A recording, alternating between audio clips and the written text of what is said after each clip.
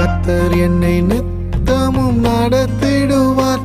மகா வறட்சியில் ஆத்துமாவை திருப்தியாக்குவார். மகா வறட்சியில் ஆத்துமாவை செழிப்பாக்குவார். என் எலும்புகளை நீளமுள்ளதாக்குவார்.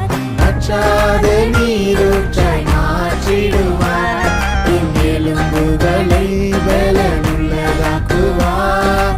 வற்றாத நீரூற்றாய் மாற்றிடுவார். நீர் பாய்ச்சலான தோட்டத்தை போலாக்குவார்.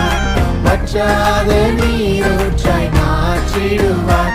நீர் பாய்ச்சலான